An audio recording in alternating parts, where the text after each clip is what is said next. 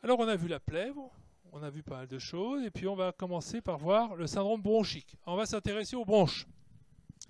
On va s'intéresser aux bronches, parce que le poumon, les bronches, ce n'est pas, les bronches sont bien sûr appendues au parenchyme pulmonaire, et les bronches sont directement ce qui va véhiculer bien sûr l'air, les particules, les agressions, le tabac et tout le reste, les polluants, vont passer par les bronches et les endommager.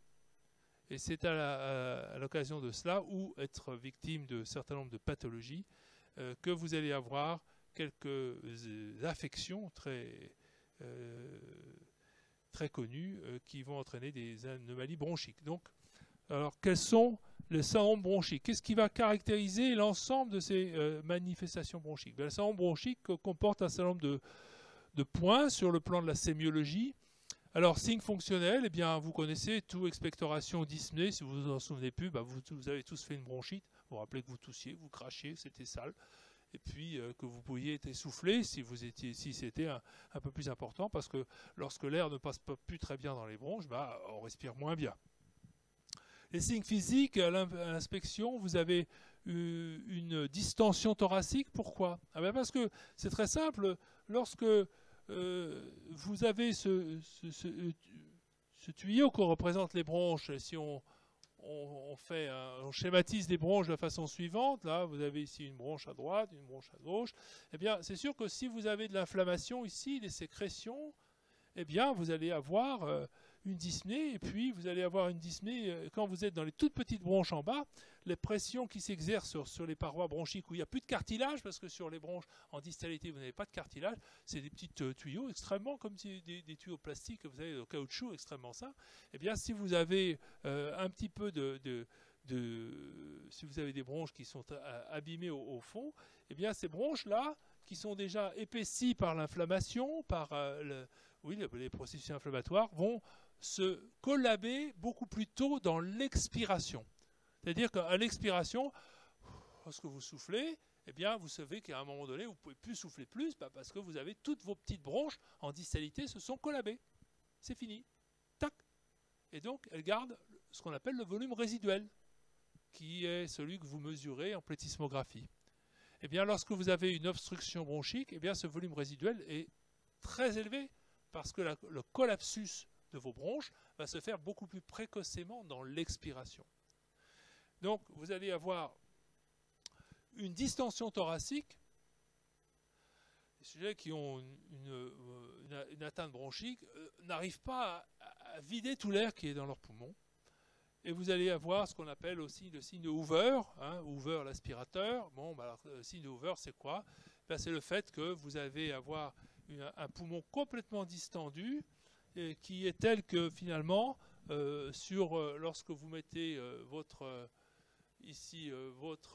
thorax, eh bien, le diaphragme, lui, normalement, a une course qui permet de souffler, il remonte, et de descendre, il va en bas.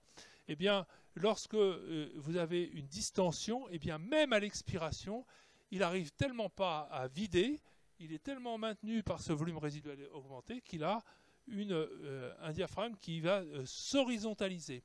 Alors quand il s'horizontalise en fin d'expiration, ça veut dire que lorsqu'il va respirer, eh bien, le diaphragme, lui, comprend qu'il faut qu'il contracte son diaphragme pour pouvoir respirer. Mais le drame, c'est que comme il part, non pas en anse de saut, j'exagère ici, le diaphragme qui est en fin d'expiration.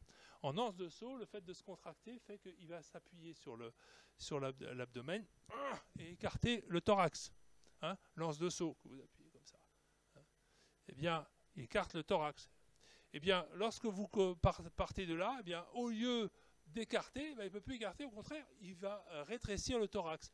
C'est la raison pour laquelle vous avez chez les patients qui sont distendus ce qu'on appelle le signe de Hoover, où vous voyez une rétraction du thorax en inspiration, qui est tout à fait pathologique.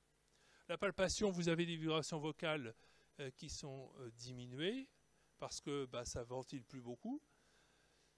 À la percussion, vous avez un tympanisme, bien sûr, vous avez un thorax qui est totalement distendu, et à l'auscultation, vous avez une diminution myomusculaire, des râles bronchiques, des crépitants en début d'inspiration, qui les différencient des crépitants que l'on voit dans les atteintes pulmonaires interstitielles.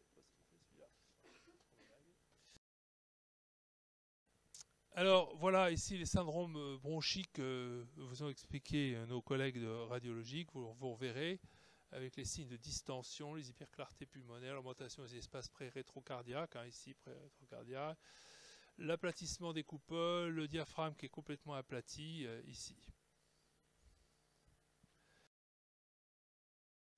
Ici, les signes bronchiques avec l'épaississement des bronches, alors que vous voyez plus ou moins, ici c'est vraiment des séquelles, vous avez ici des bronches dilatées, vous avez des images de kystes. Ici, vous voyez un aspect en rail, des images kystiques. Ça, vous reverrez la sémiologie. Et l'accumulation des sécrétions dans les bronches, c'est sous forme des impactions qui vont provoquer un trouble de ventilation dans la région. Les images indirectes qui sont les troubles de ventilation, les hypovascularisations. Ça, vous avez fait ça en radiologie et je voulais juste rappeler diapo bleu. Donc, on va avoir dans ces différents syndromes bronchiques, ça c'était l'introduction sur la totalité des syndromes bronchiques, vous allez avoir finalement un certain nombre de choses qui vont être communs à toutes les maladies bronchiques. Alors, on va en voir 3, qui sont d'une part là ce qu'on appelle la bronchopneumopathie chronique obstructive ou BPCO, l'asthme, qui est une obstruction, disons, intermittente des bronches, qui sont parfois, et ce qu'on appelle les dilatations des bronches. Alors, vous allez me dire, ça c'est compliqué, des bronches sont dilatées, puis c'est obstrué. Bon, vous allez voir pourquoi.